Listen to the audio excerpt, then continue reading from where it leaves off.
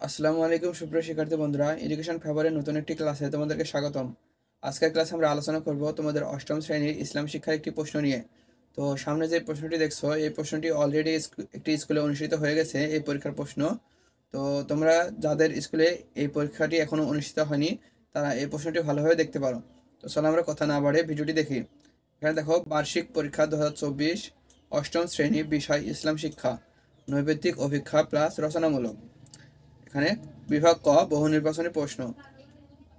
এখানে বহু নির্বাচনী প্রশ্নগুলো রয়েছে 1 থেকে 15 পর্যন্ত। তো তোমরা কথা না বাড়িয়ে এগুলো দেখো এবং বাসায় ভালোভাবে তোমরা বই দেখে দেখে এগুলোর সঠিক উত্তর তৈরি করবে।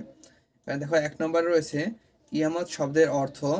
2 নম্বর প্রশ্নটি হচ্ছে মহান আল্লাহর নির্দেশে কোন ফেরেশতা কর্তৃক সিংহায় ফু দেওয়ার মাধ্যমে কিয়ামত বা মহাপ্রলয় সংঘটিত হবে। 3 নম্বর প্রশ্নটি হচ্ছে মহাপ্রলয়ে বিশ্বাস করা। 4 নং প্রশ্ন হচ্ছে কোনো ব্যক্তি বা বস্তুকে আল্লাহ তাআলার সমকক্ষ বা সমতুল্য মনে করাকে কি বলে।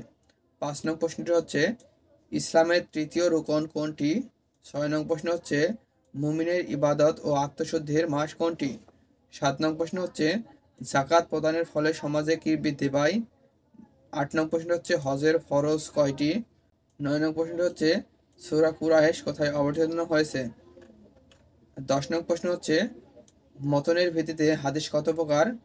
11 নং প্রশ্নটি হচ্ছে যেসব হাদিসে রাসূলুল্লাহ সাল্লাল্লাহু আলাইহি সাল্লাম এর কোনো কাজের বিবরণ রয়েছে তাকে বলা হয়। 12 নং প্রশ্ন হচ্ছে একজন মুসলিমের জন্য কয় রাতের অধিক সম্পর্ক ভিন্ন করে থাকা বৈধ নয়। 13 নং প্রশ্ন হচ্ছে যার যা প্রাপ্য তাকে সেই অধিকার থেকে বঞ্চিত করার নামকে কি বলে। 14 নং প্রশ্নটি হচ্ছে হযরত ফাতিমা রাদিয়াল্লাহু তাআলা আনহা এর সংসারে কতজন সন্তান জন্ম লাভ করেন। 15 নং প্রশ্ন হচ্ছে সিলেটের প্রথম মুসলমান কে ছিলেন। এবার বিভাগ খতে দেখো এক কথায় উত্তর, তো এগুলো এক কথায় উত্তর করতে হবে। এখানে 1 নং প্রশ্নটি হচ্ছে দেখো হাসরের দিনের দৈর্ঘ্য কত হবে। 2 নং প্রশ্ন হচ্ছে কিয়ামতের দিন সর্বপ্রথম শাফায়াত করার অনুমতি পাবেন ড্যাশ। 3 নং প্রশ্ন হচ্ছে শিরক কার বিপরীত। 4 নং প্রশ্নটি হচ্ছে নিশ্চয়ই শিরক চরম জুলুম, এটি কোন সূরার আয়াত। 5 নং প্রশ্নটি হচ্ছে রমজান মাসে রোজা রাখার বিধান কি। 6 নং প্রশ্নটি হচ্ছে শাই শব্দের অর্থ কি। 7 নম্বরে রয়েছে কুরাইশরা কি ছিল। 8 নং প্রশ্নটি হচ্ছে হাদিস ইসলামী শরীয়তের কততম উৎস। 9 নং প্রশ্ন হচ্ছে লজ্জাশীলতা ঈমানের কি। 10 নং প্রশ্নটি হচ্ছে সত্য ও মিথ্যার মধ্যে ফয়সালাকারীর যুদ্ধ কোনটি। এবার বিভাগ গতে দেখো সংক্ষিপ্ত উত্তর প্রশ্ন। এই প্রশ্নগুলো সংক্ষেপ উত্তর করতে হবে। এখানে দেখো 1 নম্বরে রয়েছে কি তাকদীর কাকে বলে, তাকদীরের প্রকারভেদ লেখো।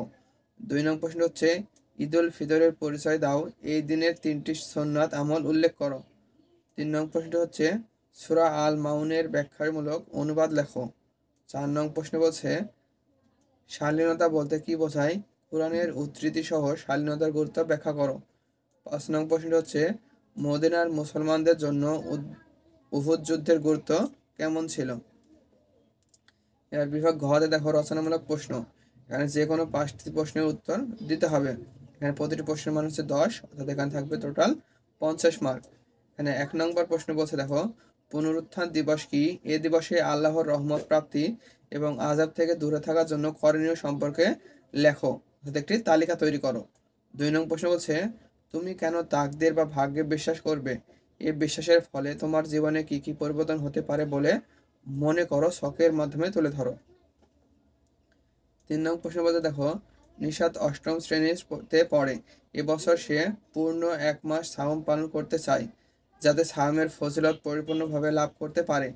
সে কি সাওম পালনের প্রস্তুত গ্রহণ করবে, এর ফজিলত সম্পর্কে আলোচনা করো। 4 নং প্রশ্নতে দেখো শিক্ষক শ্রেণীকক্ষে এমন একটি ইবাদত সম্পর্কে আলোচনা করলেন যেটি পবিত্র মক্কা ভূমির সাথে সম্পর্কিত।